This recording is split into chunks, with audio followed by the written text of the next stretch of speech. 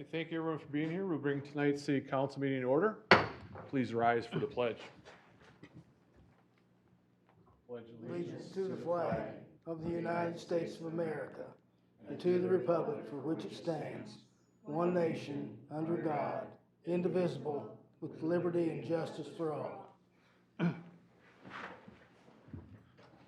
Mr. Mayor, before we adopt tonight's agenda, I'd like to make a recommendation to pull item 7G3. That's the North Metro Animal Care and Control Contract. There's a few more details to clarify. The discussions are going very well on this, but I need to have one more meeting with Mr. Anderson, and we'll have this contract ready to present at our October the 11th meeting. Okay, so we're entertaining a motion to agenda with item G3 retracted. I'll make a motion to adopt tonight's agenda with item G3 pulled, animal control service contract. Second. Motion made, second discussion. Hearing none to the motion, all in favor say aye. Aye. Aye. Any opposed? That motion passes. Presentations, recognition of the 2020 Road Commission members. Thank you, Mr. Mayor. The City of East Bethel Roads Commission was vacated on September the 28th, 2020. City Council wishes to recognize the following 2020 members for their service and contributions to the city efforts to improve our transportation within the city. Bob DeRoche, please step forward. Bob served 4 years on the commission.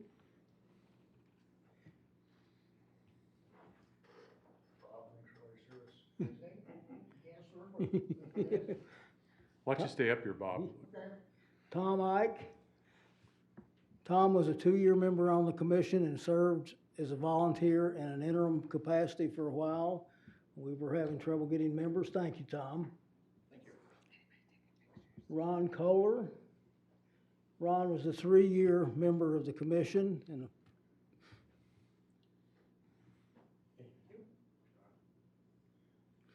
Lori Pearson Kolodinsky was an 8-year member of the commission. Thank you, Lori, for your service.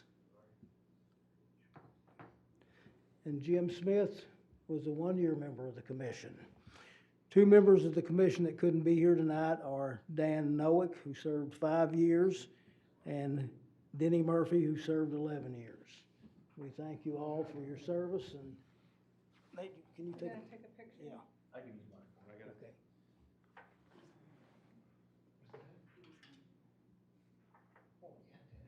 Smile. Plaques and smiles.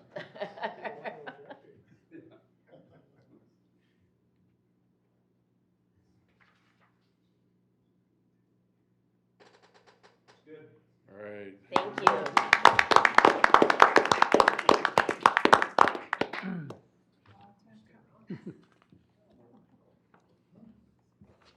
Hey, on to item 4B, East Bethel Fire Relief Association benefit increase request. Good evening, Troy. Mr. Mayor, Council, thank you for the opportunity to speak tonight regarding the benefit increase request from the East Bethel Firefighters Relief Association. I have a short presentation and I'll entertain any questions that you may have. Just an overview of what the Relief Association is. We're going to talk about our goals and our current status, the contribution for 2022, our levels over the history, and what we're requesting. So the overview is the whole reason that we have the Relief Association is to provide a benefit to the members to increase retention and help recruiting solid, well-trained firefighters for the city of East Bethel. So we have a pension that's payable upon age 50 and at least 10 years of service. At 10 years of service, you become vested at 60%, and every year it grows by 4% until 20 years when you get the full vesting. Currently, our funds are managed by Harman & Hartman, and we're also, our investments are overseen by the Relief Association Board. We also have to go through several audits every year. We go through an audit with the same auditing company that the city uses, and then we also go through an audit through the state auditor. So everything is kept on top of. We already talked about this. So, the goals are to provide a pension that attracts and retains firefighters. We want to maintain a fully funded pension plan, and we want to provide retirees with a solid benefit so that, we keep them around as they're very well trained and so on and so forth. So experienced firefighter retention is so important. Sorry, Jack, go back one slide. I'm not going quite that fast. Okay, go ahead, one more. Okay, back, forward.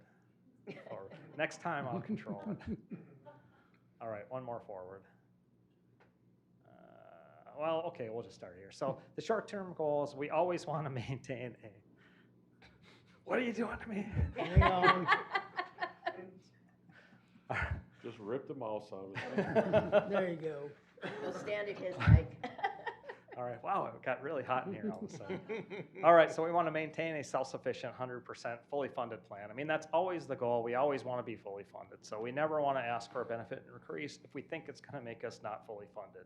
Our goal is always been to get a pension benefit of $100,000 for 20 years of service, although 2 years ago we actually met that goal. So our new goal is $150,000. I don't know when we'll get there someday, maybe 10 years down the road, 20 years down the road. But every year we're going to look at our investments, see where we're at, and if it makes sense to increase the benefit, that's what we'll do. Next slide, please. All right, so retention's so important. On the fire department right now, we have 13 members that are fully vested. That makes up 36% of the department and 77% of the total years of service on the department. It includes almost all the officers are vested as well. So we figure it takes about 3 years for firefighters to become really fully sufficient and able to do everything on their own. Now, of course, some people, they're able to do it right away, and some people it takes a little longer, but the average is about 3 years. So it's really important that when we get the people trained and up to speed, that we want to keep them, and we want to give them a reason to stick around.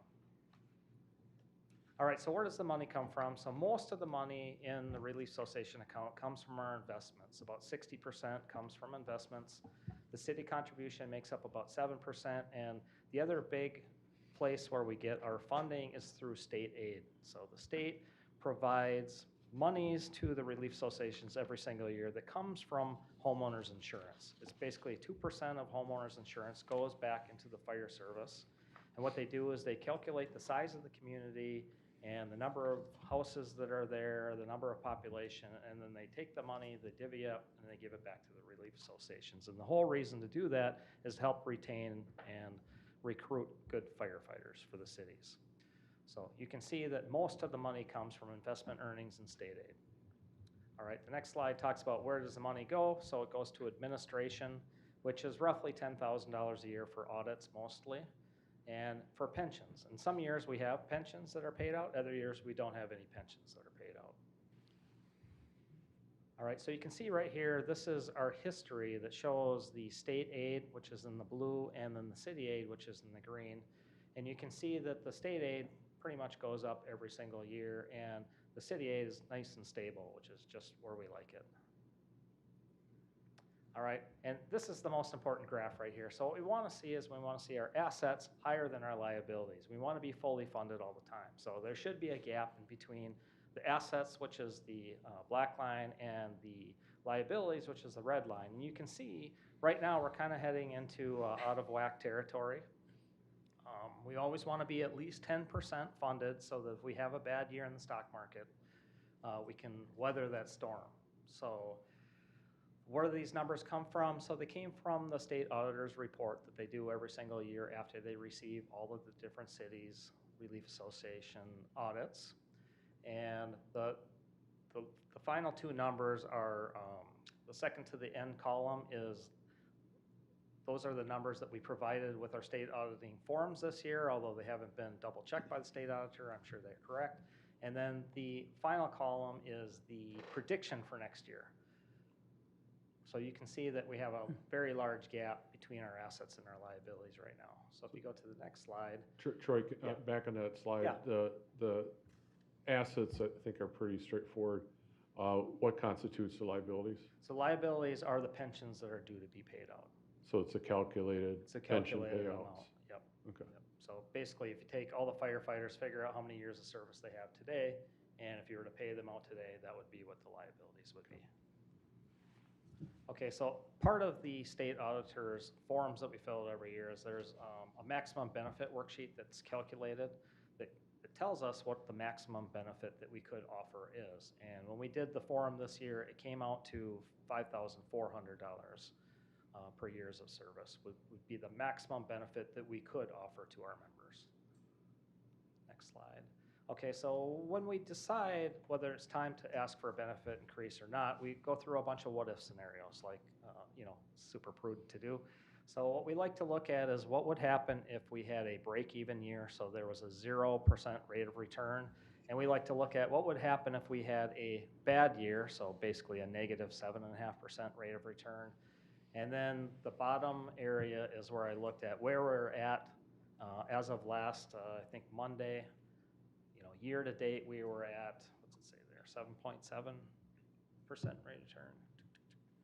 757. Yeah, Great 757. So basically what I did was I calculated it out to that way. So what I'm illustrating on this chart here is even if we had a bad year, we're still going to be well overfunded, well over our 110% overfunded amount. And that's, if we had a bad year.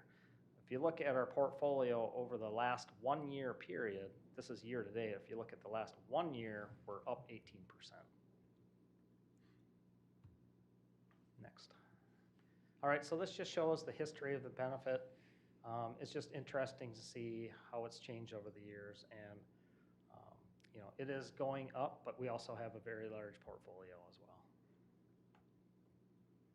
So in addition to the fire service, services that the firefighters offer, we're also very involved with the community in a lot of different ways. We have the fire safety program at the local schools. We have our Heart Safe program where we trained over 10,000 people on how to do CPR and how to use AEDs. We're the charter organization for Cub Scout Pack 387. We have the Fire Auxiliary, which provides services to families that lose their homes in fires and do some other great things in the community like roadside cleanup and blood drives. We do first aid training for Boy Scouts, Cub Scouts, and the BMX group up in Isani. We have been involved with the Fire Explorers program. We have a retirees luncheon that we try to do every month. We also support the East Bethel Royalty, although I don't think that they're around anymore. And we do support NACE, including we did a giant project out at NACE a couple years ago where we redid the flooring in their distribution area and redid the carpet in the clothing area.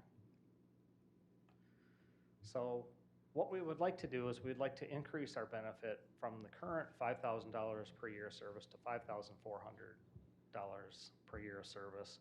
And we want to do that based on the fact that we have the money in the account that's specifically set aside to provide pensions to the firefighters. And we are asking for the city to maintain the municipal contribution of $14,000 for 2022. So as in a summary, we have maintained our goal of 100% funded. As a matter of fact, if we don't do anything, we're going to be over 130% funded.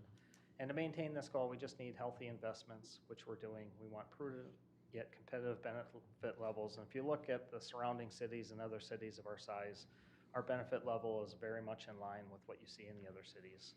And we want consistent city contributions, which we've been very lucky to receive from the city. Thank you. And if you have any questions, I'm here to answer them. Questions for Troy tonight? Yes. Troy, essentially, you want to increase your benefits from $5,000 to $5,400. Yes. This is already in the fund. It's essentially the firefighters' money. Right. You just need the city's permission to approve it. Right. So, and that's the reason we like to come to council, because sometimes people don't understand where the money is actually coming from. They think that the city is actually going to pay that money. So the city is not paying this money. We have the Relief Association is a separate entity. It's a corporation that basically is just to provide a pension to the firefighters. And the money's already in there. And it comes from the state aid and it comes from our investments. And that money is completely separate. Yeah. The reason that we need city approval is because there is the gotcha for the city that if the stock market crashes and we lose all of our money, you are on the hook to provide the pension. You have to make up the difference. And you can see in our history, we had the 1 year where the, if you went back to the one graph that had 2008, I think. yeah, 2008. I don't know if anybody remembers 2008. But basically, we lost 30% of our portfolio. And you can see that the larger city contributions, those 2 years, it was because we were underfunded. And the way that it works is the city doesn't have to pay all the underfunded amount in one lump sum. There's a 10-year period where they have to pay it, and they only pay it 10% of the time. So year one, they pay 10%, year two, they pay 10%. And as the stock market comes back, which it always does, then the mandatory contribution goes away. So in the history, as far as I can tell, and I don't know because I haven't been involved, all the way back to the beginning, but as far as I know, the only 2 times in our history that we had a mandatory contribution were in 2009 and 2010, which was directly related to the stock market crash in 2008. So and again, in summary, yes, we have our own fund. We're fully funded. We're at 130% right now if we don't do anything. The maximum benefit worksheet shows that we can go up to $5,400.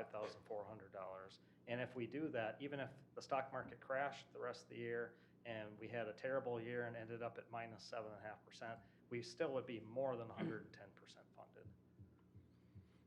So, to repeat, this is all your money. It's just in the case of what if stock market crash. Right. In that scenario, can the city change the contribution funds? Not saying we would, So, but yeah. can they go back and renegotiate and say, yeah, the stock market crashed, you're underfunded, the city isn't looking much prettier? Can we? So here's the problem. So the city would then go into a mode where it would be a mandatory contribution. So you would have to make the mandatory contribution instead of our voluntary $14,000 a year. And you could request that the Relief Association decrease the benefit, but I can tell you what would happen if you did that. Everybody that was vested would immediately quit. I'm sorry, I'm just being realistic. And that's happened in some cities because what happened in 2008 was there was many cities that the Relief Association just went ahead and changed their benefit, and they never got it ratified by city council. And then when it got time to pay, the city councils were in different cities were saying, well, listen, you never ratified that benefit level. You ratified this benefit level, so that's the benefit level that you need to go to. And when that happens, of course, anybody that's got 20 years in, 30 years in, I mean, It's going to be upset. it's a terrible situation, but what would you expect them to do? If you stay one more month, you're going to lose, $10,000, $20,000, $30,000. So, but in full disclosure, that's why I'm here to talk about this today. Mhm. Yep. So that's a great question. So I have a question. You said that a lot of other cities use this fund. Do they all have the same goal of 150,000, or some way higher or some lower? Yeah, some are way higher and some are way lower. So I know the people in the city of Dayton very well. So that's a thriving city. They're about the same size as us and same population, but they have a lot more businesses there. Right. So their Relief Association benefit is actually quite a bit less than ours. And they have more money in their fund, so they need to go for a benefit increase. Some of the other cities in the area, our benefit's much better than Ham Lake, and they also have a lot of money in their account, so they should be raising their benefit as well. So I think that the maximum benefit by state statute is $10,000 per firefighter, but it all depends on how much money you have in the account, how many firefighters you have. So our goal just happens to be that, just because it's a nice round number. Thanks. Interesting. Okay, any other questions for Troy today? I think with this graph, one thing to add, the city has been making the $14,000 contribution since 2014. And what I recall back in the 08, that area was, it was tough. I mean, it was, especially at first year, it was a big chunk for the city to take. But as you said, as everything recovers, our required contribution dropped, and then council made, I kind of remember the discussion, council made a decision to even though it was much higher contribution than it was before that market crash, that was, the city's kind of way of indicating to the fire department that, we're in this too. So I'm glad it stayed constant, and there's been no reason to change it. And So I think it's, that kind of relationship's worked well with the trustees and with the fire department. Yep, so. it's been a great relationship as long as I've been involved, so. And more than we came up with that $14,000, that's basically $400 per Yep. firefighter. Okay, so, next step is the bylaws are gonna come before council then? Actually, they're in the They're, packet. They're in the they're in the packet. packet. So is there an action on that tonight? Yes, the recommendation for council is required by the East Bethel Relief Fire Association bylaws. The East Bethel City Council is requested to approve the increase in benefit level from $5,000 per years of service to $5,400, effective December 1st, 2021, and continuation to city contribution of $14,000 for 2022. And that's included in the bylaws. If you look at page 82 and 83 of the packet, those are the only two changes from the old bylaws to the new bylaws. It's Okay. just adding in the benefit increase. So what we're, as Troy said, what we're approving is a change in what's highlighted here. Okay, Well, that clarification, is there a motion on? I'd make a motion to approve the increase in the benefit level from 5,000 per years of service to 5,400 per years of service effective December 1st, 2021, and to continue the city contribution of 14,000 for 2022. Second. Motion made, second, discussion. Hearing none, to the motion, all in favor say aye. Aye. Any opposed? That motion passes. Thank you very much. It's much Thanks, Troy. appreciated. Thank you and the rest of the firefighters, Troy. It's We appreciate your support, as always. Okay, item 4C is Anoka County Sheriff's Office report. Commander Orlando, good evening. Good evening. I would just like to say Anoka County Sheriff's Office appreciates the East Bethel Fire Department as well. We use them a lot. They're always more than willing to come out and help on our crashes and medicals and everything else, so we're really glad to have a good working relationship with them Yeah, as well. I hear that comment from both departments all the time, so it's a great thing to have. Yeah, so just my 2 cents. Custodial arrests and significant events for August of 2021. Not too terribly much here, but I'll read what I have for you. Burglary. On August 3rd at 3:26 a.m., Deputy Madsen was called to a burglary in progress in the 19300 block of Able Street Northeast. The complainant and his wife advised they awoke to the sound of the garage door opening. They made a lot of noise to spook the suspects, and by the time he was able to get outside, he saw a red 4-door passenger car leaving the area. The complainant's vehicle had been parked in their driveway and had obviously been gone through. Their garage door opener had been taken. They did not find any items missing from the garage, but did find 2 garage door openers in their garage, one of which was their neighbor's and one which was theirs. 2 of the neighbors also had vehicles gone through but did not find anything missing. There was no suspect description, and the complainant could not make out the make or model of the suspect vehicle. Crime scene unit did process the vehicles for evidence. The case is still under investigation, so if anybody has any information on that, please call our office. Assault. On August 5th, Deputy Edmond was dispatched to a business on a fight in progress. As he was en route, he received updated information that a female was chasing a male with a shovel. Upon arriving, he saw an employee of the business taking the shovel out of the female's hands. Once the involved parties were separated, the female reported she had purchased a vehicle on Facebook Marketplace for $1,000 from the male.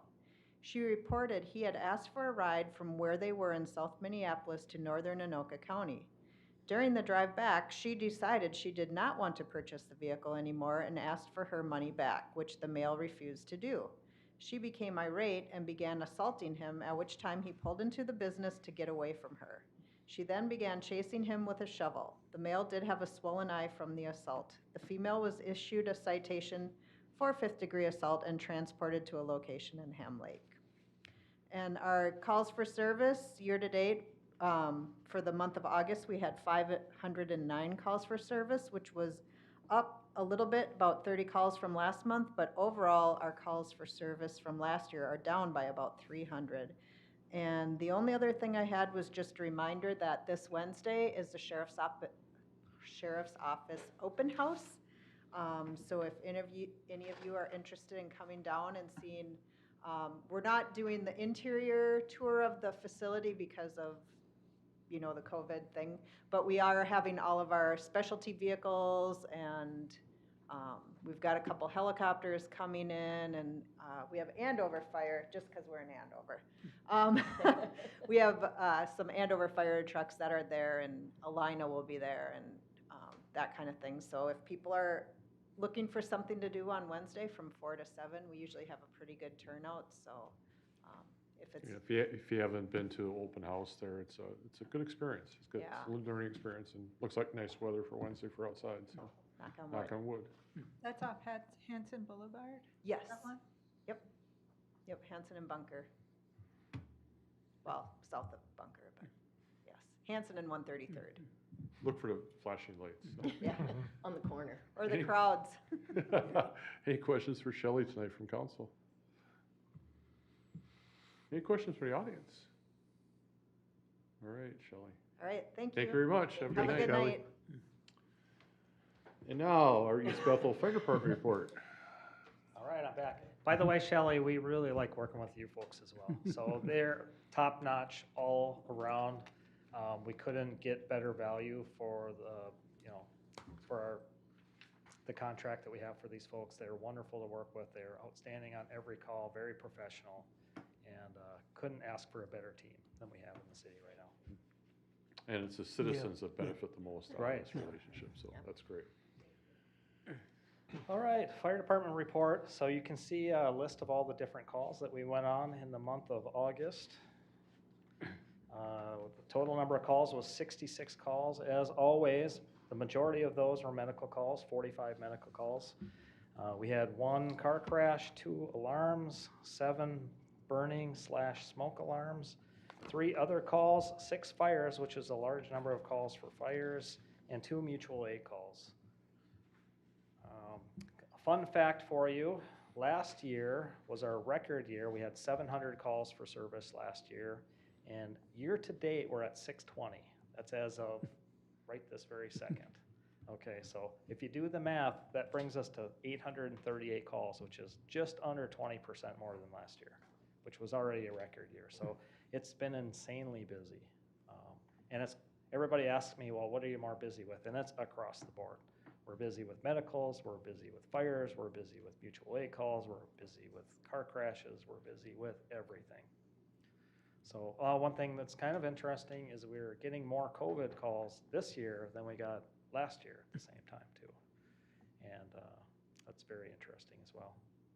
This evening was our department fire open house, and I was chatting with the pilot of a Lifelink, the medical helicopter that flies in, and they were saying their calls are up also, the Yeah. same percentage of medical calls. So not so much trauma, but the medical calls. So. Right. So a question, maybe more so to Mark, but maybe you have an answer, is with this increasing calls, how is that affecting, I don't know how to say this, our ability to respond? If we're keeping the same set, like 35 firefighters, I think, Right.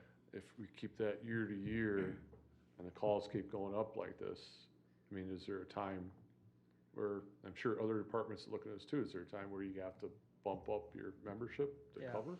So one way that we are addressing that is we just hired the full-time inspector. So that is going to be a day responder, which is going to help out a lot during the day. Okay. During COVID, I actually had an opportunity to work from Station 1 because I was working remotely anyway. So I think first quarter of this year, I responded to 40 day calls, just by sitting there doing my day job. So having been at the station all the time, and Artie's around a lot, and Mark there, that's going to help a lot during the day, having a full-time person. So at night, we discuss this all the time. A lot of cities are going to duty crews, so they'll have maybe 1 or 2 duty officers that are on all the time. We always run 1 duty officer.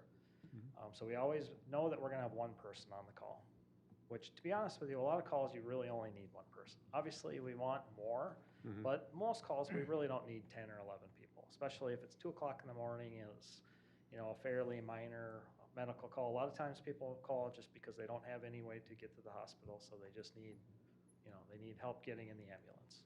So we don't need a huge crew for that. You need- So the increase isn't really taxing on our abilities Well, to I'm not, respond? I didn't get to that part yet. It is taxing. So, we're asking, we're paid on call, right? So we all have day jobs and we all have families and we all have other things that we do. So, making the 30% of calls, it's not that hard, but as the call volume goes up, it is taxing on the members. And that's why, having a good benefit does keep people around, because there's a wall that firefighters hit. A lot of times it's 7 years, 8 years, 9 years. You kind of hit a wall and you're like, wow, this isn't as exciting as I thought it was going to be, and I really don't like getting up at 2 o'clock in the morning when I have to go to work at 6 o'clock in the morning. So, I'm not whining. I'm just saying it does take a toll on firefighters, and the more calls we get, the more of a toll it's going to take. Today, we really don't have a problem getting people to go to calls, and we know that they have what we call the double tone. Nobody likes the double tone. That's when the pager goes off and then nobody responds, and then the pager goes off again. And it's super embarrassing to all of us. And it has happened a couple times, but both those times were because dispatch didn't wait the number of minutes they're supposed to before they double tone us. So it does happen from time to time. It doesn't happen in our city. We don't have that issue, so no one needs to worry. We always have firefighters that show up for the calls. Good. But as we get busier and busier and busier, we're gonna have to look at alternatives. And I know that Mark has talked about that. Any questions for Troy? How's the wildfire season looking? We had a grass fire today. I Today, did not yeah. get the details on it, but I saw we had one. So it's dry out there still. I mean, we got some rain coming and it's just been dry, dry, dry. So we're hoping that we don't have a big season, but we just don't know. As you read in the news, there's fires everywhere all around the country. There's big, huge fires up north. And we're hoping that we don't run into that, but we're prepared. The trucks are ready to go and the firefighters are ready to go. Is there still a burning ban on, or? The reason I'm laughing is because we just talked about that at the station, and I said, I don't know the answer. I hope they don't ask me. Jack, do you know? I think somebody fed him the question. Actually, I was fed some questions, but I'm choosing not to ask them. I'm going to be partially like Troy, but I don't believe that there is a burning ban on today. Okay. But a wreck fire is a wreck fire. That's 3 by 3 by 3, and you can't burn building materials. Mark will be proud of you. Yeah. sometime. No tires, Right, no tires, yes, no garbage. no goats. Right. Okay, any questions for our audience, for our fire department tonight? All right, Well, thanks again for the opportunity to speak. Super happy with the way things went tonight, and always am appreciative of the support we receive from council. Always. thanks, Thank you, Troy. Troy. Thanks, you. Troy.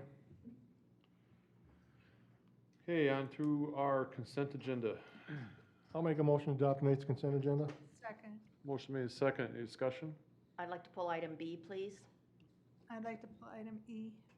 E? E, yes. Okay, any other discussion? To the motion, all in favor say aye. Aye. Any opposed? That motion passes. Wanda, item B. On page 102,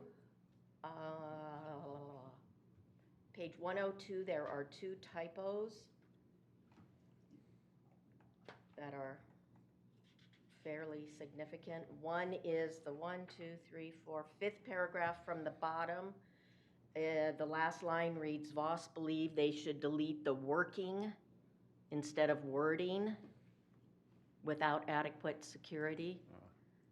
And the last one is the very last line there, and it reads, Davis stated generally with septic systems, most of them were designed for a certain number of bedrooms, and anything additional that was added was probably going to require modification either to the expansion of the And I believe that should say tank instead of tax, or the drain field itself.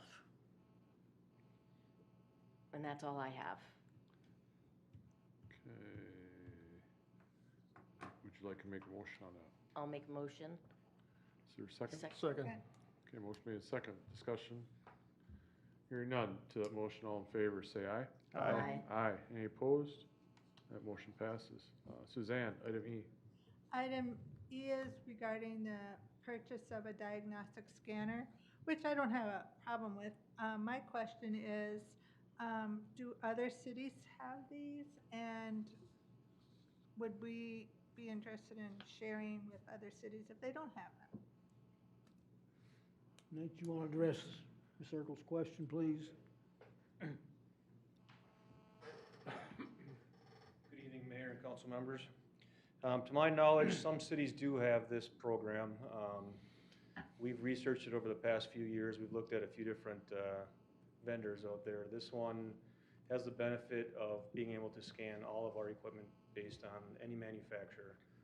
If we were to go through each manufacturer and buy this scanner and the software needed for each one, it would cost over $10,000. And then anything that we add in the future that's not one of our manufacturers that we have now, we'd have to add that on top of it. That's all included in this price. We could look at sharing it with, we could maybe talk to Ham Lake. We do share some equipment with them.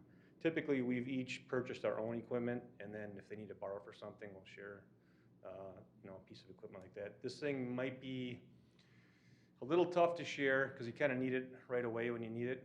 And then if they're using it, it's all based on a laptop, so someone would have to run down and pick it up and drive it back and forth, something like that. Well, could they come here and hook their vehicle up and just check it and get a printout, or I don't really know how it works, but. It's a possibility we could do it that way. A lot of times we're looking at something we need to scan right away to see, it's usually a check engine light, all these electronic issues all these new vehicles have, we're not able to do without this type of scanning tool, so. Right. And I guess my other question is, I think we have some vehicles on order, right? Yes. Well, is this gonna work with you guys check that? Yes, for the new yes, vehicle yep. Models and. This will year? work with all of our current and future fire trucks, city public works vehicles, building department vehicles.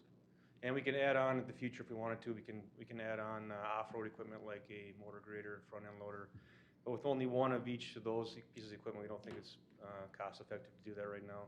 But there's Okay. always something you can add on in the future too. Thanks, I was just curious. Sure. All right, I'll make a motion to approve item E on the consent agenda. A second. Motion made second. Discussion? Nate, I have one question for you.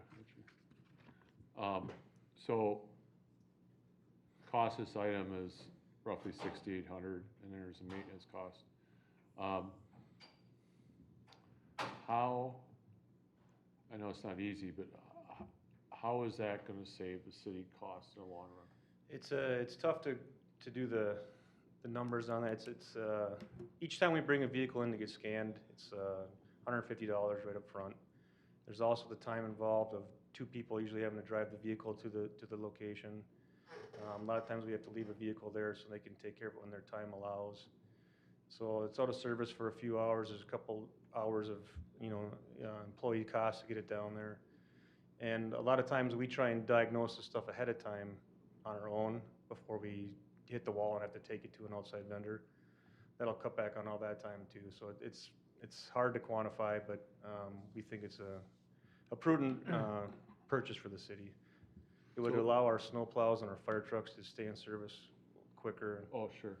That's kind of the biggest benefit, I think. So by having this ability to scanner, are we then able to, when we identify an issue that's minor, that our staff can correct? That's yes, that's a good way to, So another benefit. That's the expectation there? Correct.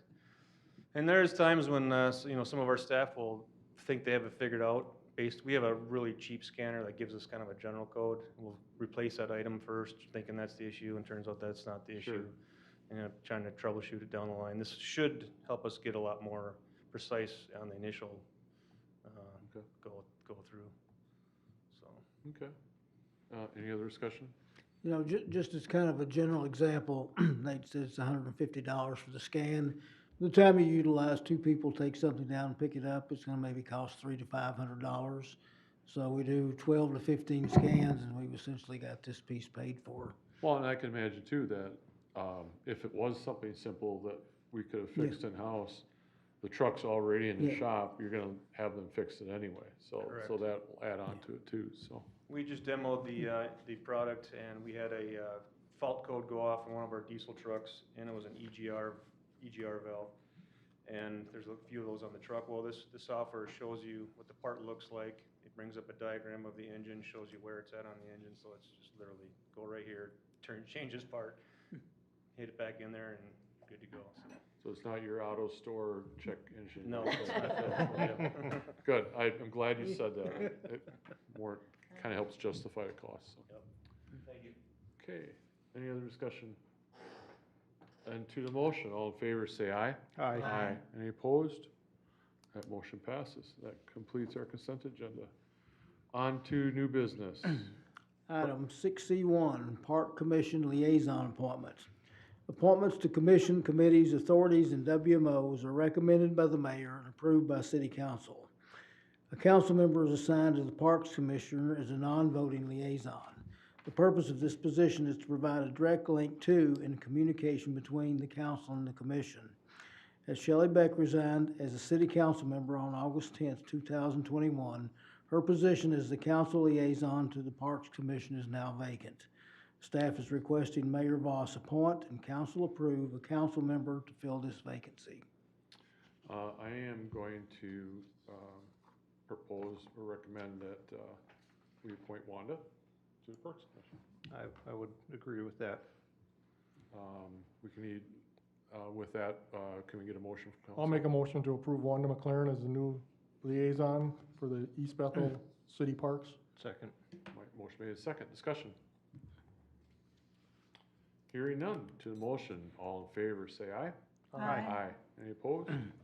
That motion passes. Congratulations. Thank you. You have another job. Off one commission, Rick. Off one, on another. They didn't tell you that when you signed up for this. so. Hey, and Jack, what is the meeting time for the parks? It's the second Tuesday of the month, At 6:30. 6:30 I PM. know, that one's at 6:30. Yep. I kind of like it. Okay, on to department reports, community development. Item 7A1, fee schedule amendment, private kennel license.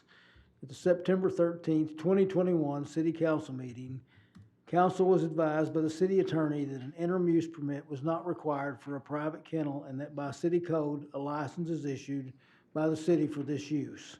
Further discussion of this item involved the fee charge for the license and the question of the need for the fee. The current fee for a private kennel license is a one-time charge of $150. Council is concerned that the fee is a deterrent to compliance of the city code relating to the private kennel license. Council directed staff to prepare a resolution to amend the fee to $0 for the remainder of the 2021 year and keep the fee at this amount when the 2022 fee schedule is submitted to council for approval in December of 2022. Staff recommends that City Council approve Resolution 2021-69, a resolution modifying fees to be collected by the City of East Bethel in 2021. I'll make a motion for approval of Resolution 2021-69, modifying fees to be collected by the City of East Bethel in 2021. I'll second it. Motion made, second, discussion. So, and this will be reevaluated for the 2023 fee schedule. The fee schedule is reevaluated annually in December, so you'll have a proposal in December that will propose this fee continue to be $0. And then this time next year, you can reevaluate that to see if there's a need to add to the fee or leave it as is. Yeah, I would like that put in bold or something so we know to reevaluate this particular item. If And- there's nobody coming in, then fine. If there's 25 residents coming in for these, well, Yeah. so, And we can do that when we present the fee schedule to you in Yes. December for ratification. yep. Okay, any further discussion? To the motion, all in favor, say aye. Aye. Aye. Any opposed? That motion passes. On to our city administrator. Item 7G1, October work meeting. Our monthly work meeting is scheduled for Monday, October 7th, 2021 at 7 p.m. Unless the council has items for the work meeting, staff has no pressing matters for the agenda. Staff recommends that the October work meeting be canceled unless there are items council has need for discussion. I'll make a motion to cancel the October work meeting. I'll second. Motion made, second, discussion. Hearing none. To that motion, all in favor, say aye. Aye. Aye. Any opposed? That motion passes. Item G2.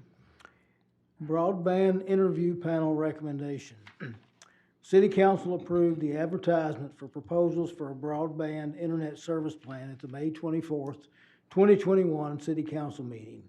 The city request proposals for the plan were sent to 20 consultants as well as posted on the League of Minnesota Cities and the East Bethel website. The city received 3 responses to the request. The 3 respondents met the qualifications of the RFP, and 2 of the 3 have worked locally or in other locations in Minnesota. The firm did not list a Minnesota client, does have an office in St. Paul, and has performed extensive work in Iowa. City Council approved the invitation of all 3 respondents to be interviewed. Council also directed the use of a committee to perform the interview and evaluation. Council directed that the committee would consist of 2 council members, 2 EDA members, and 3 other advisors with experience in broadband internet systems and internet delivery infrastructure. City council members appointed to the committee were Brian Mundell and Suzanne Urkel, along with EDA members Brian Bezanson and Catherine Landcrane.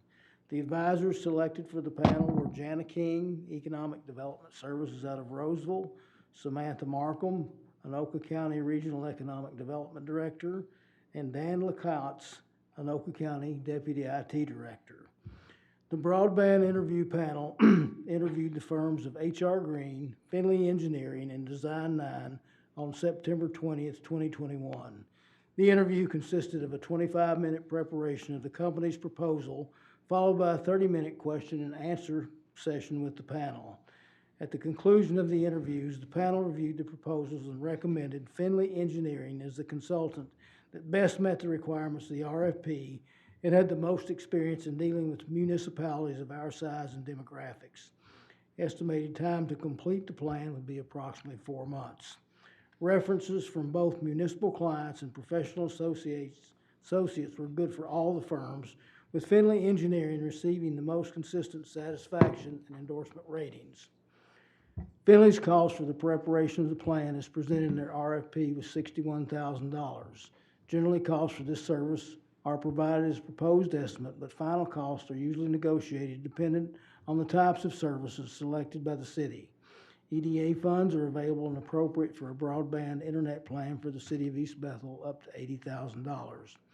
Staff is seeking council approval of Finley Engineering for the preparation of the broadband internet plan as recommended by the panel and authorization to negotiate a contract for council approval for the engagement of their services.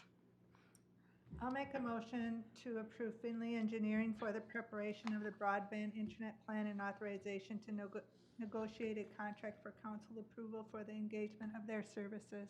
I'd second. Motion made, second, discussion.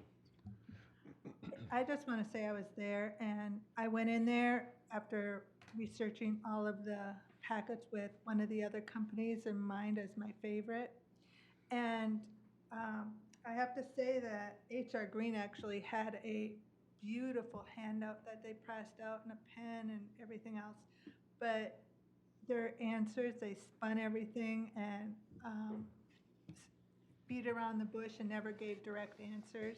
They're more salesmen than technical people. Yeah, I didn't feel like they had the thing. And then Design 9 had a better handout than Finley, but they were kind of sneaky too. They're not even, they had a MSA guy from Oak Grove pretending to be part of their company or something. It was just kind of sneaky. And but Finley was our experts, and they were very personable. They were very easy to talk to, and I liked them. And I like how they liked East Bethel and researched East Bethel before they got here, and they had great answers. Yeah, my impression of it, well, first off, I think we chose some very good people to invite as advisors, being Jana King, Samantha Markham, and Dan Lee Katz. They contributed a lot of knowledge to the selection, and Gianna pretty much ran the meetings as far as asking questions, and then open it up to other members to ask their questions. And we opened up with the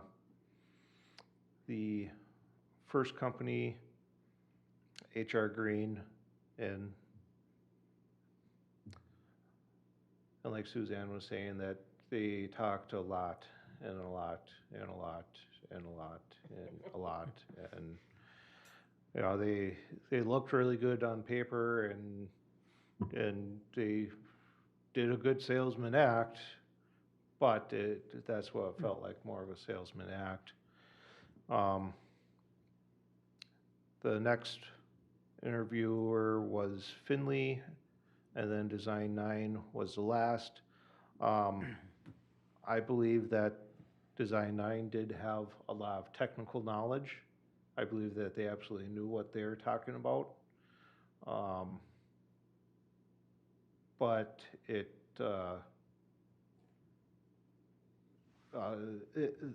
kind of the same with Finley Engineering, where Finley works with a consultant engineering firm, but they work very close together. They've done lots of projects together. Design 9 is an out-of-state company, I believe, well, that they engage the services of MSA to be a local engineering company. And I don't believe that they've worked together a whole lot. It just seemed like a convenient partnership because MSA is local to Minnesota, and particularly North Metro area. With Finley, they didn't have the best sales pitch, but that's because they're both engineers. Oh, I Yeah, can see that point. Yes. So you got the sense that they absolutely didn't know what they were talking about, and that they would rather do professional work than put together a really flashy PowerPoint with slides and bullet points. And so after the 3 presentations were made, the panel talked amongst themselves for about half an hour, 45 minutes. And pretty much everybody, it was narrowed down. Right away, it was narrowed down to 2, and discussions were had between those 2. And then pretty much everybody agreed on the fact that Finley Engineering should be the recommendation to be made to council. Okay. So if there's any questions for myself or Suzanne or Jack. And I think Finley will be great at getting grants for this project too, to save us all money. As a final comment, we did check municipal references, and we did check corporate and professional associates that worked in the field. Jana King handled those with her connections. I did the municipal references. And to a person, all the firms did receive good references. They were all related good in the performance of their activities, the timeliness of completion, and most important, the fact that they all followed up after the contractual obligations were met. I thought that Finley's presentations in relations to grant was the most forthright. You know, they have a good history of getting grant funds. but they were very realistic in telling us, you know, sometimes you don't always get them. It just depends on where the concentration of applications are, what monies are available, but they did provide that they had a 70% rate in securing these grants. So that was verified too in our reference checks, so they had a good background in that. They were very forthright in their answers, and they were very straightforward, and they articulated themselves well, and they showed that they had a lot of expertise in the field. Well, it sounds like this committee worked out very well, and thanks to both of you for going through that interview process and EDA members, and certainly looks like it was a good investment to bring in a consultant to help us with the process, so. Yep, it was also briefly discussed that as this will be an ongoing process, that we may engage some Jana King again for her Yeah. services related I to was this thinking the same project. thing Yeah. too, so it's a good resource. And So you know- just heads up on that. And I want to personally thank, we did at the meeting, but Jana was a consultant in this. She did a great job. She put together the questions, the kind of the review forms that followed the RFP, and she handled the bulk of the meeting. I also want to thank Samantha and Dan. They volunteered their time. They were here for 5 hours on Monday, Yeah. and they contributed greatly to the questions and giving us some good things to consider. Did we expect Dan to be there? I don't remember talking about Dan. No, being we there. were looking for the third person, Oh, and okay. Dan was the third person. He's the deputy IT director for Anoka Right, County, yeah. so he's got a good feel for the service delivery and the infrastructure end of it. So, Yeah, I think he said he dealt with some of Anoka County's last broadband infrastructure project. Zayo, Yeah. Yeah. So he had some experience Good. with this kind of stuff specifically. Yeah, I've met Dan a few times in the past, so. Any other discussion? All right, to the motion, all in favor, say aye. Aye. Aye. Any opposed? That motion passes. On the staff report, I have nothing to add. on the council report, Brian. Haven't had any meetings besides the broadband interview. We will be having a Highway 65 meeting on this Thursday, and Jack and I will be attending. And I was at the fire department open house tonight. Fantastic time as usual. So I wanted to thank them again, and can't wait for the waffle breakfast. If that should return, that will happen in either January or February. Yeah, we might have some issues on that waffle breakfast. The company went out of business, Ooh. so they're looking at some different options, so. Oh, you told me how good those were. They were good. Uh-huh. Yeah, the COVID put them out of business, so but they're looking into some other things, so, Okay, well, Let's hope. yeah, let's hope they do something again, so. yep. Other than that, all I got. Wanda. Only thing I have is I was also at the fire department, and that was really interesting to see what's out there and what our taxpayer dollars are paying for. The other thing I have is to put on your calendar, the Chamber Sunrise Breakfast is on October 14th. Thursday, October 14th, 7:30 in the morning. We'd love for you all to attend. I will Well, be you there. are going to be there. That's it. Okay, Suzanne. Well, I had an airport pre-meeting. Our actual next meeting is October 13th. And there is a link where the public can access it. It's going to be a Teams meeting via computer. It's not in person. And I'm just wondering if it's possible if I send somebody the link, if it could go published. Yes. Send it to me, and I'll make sure it's taken Okay. on the website. And then I want to follow up a little bit on Miss Murphy, because I get a lot of calls where residents feel like they're being persecuted or ignored, or usually it's, has to do with an ordinance violation. But if, what is their recourse? I know that you've got that 259 that you said, but if that doesn't work, what is the recourse for a resident who, because they're asking me, what can I do? I mean, this person accused me of this and it's really not true and I fixed it, but I still got a citation. Just crazy stuff. And and I only know one side. I don't know both sides of the story.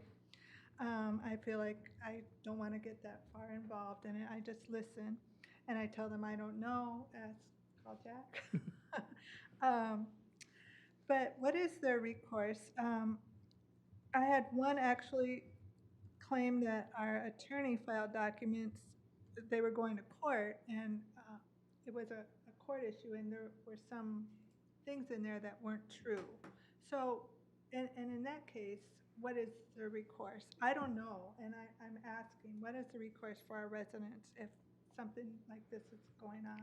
And if it is going on, I don't even know. If it is. That section 2-590 is an appeal process for anyone that feels aggrieved by any decision of any staff member or board that doesn't have an appellate process. So if the planning commission issues some type of recommendation, if a staff member issues some type of opinion, then that person can file a request to appear before city council if they file it in the proper manner.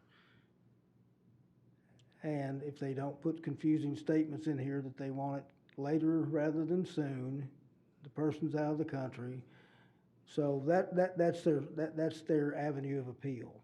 This comes before the city council. The city council can hear it.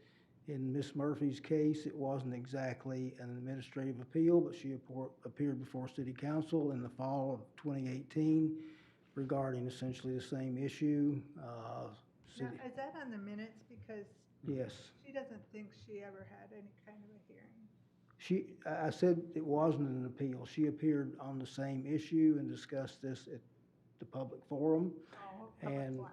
And you've got that. If you want the minutes, I'll be glad to send those to you.